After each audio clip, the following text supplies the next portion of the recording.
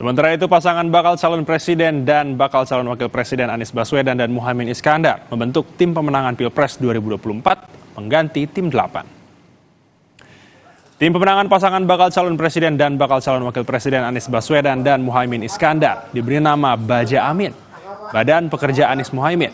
Baja Amin berisi 15 orang, terdiri dari 3 dari PKB, 3 dari PKS, 3 dari Nasdem, dan lainnya dari orang kepercayaan Capres dan Cawapres.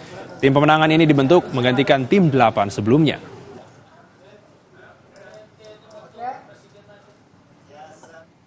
Kedepannya ada Badan Pekerja Anies Imin atau Amin, jadi Baja Amin yang dibentuk. Baja Amin ini akan menjadi badan yang melakukan sinkronisasi, konsolidasi antar unsur dalam koalisi.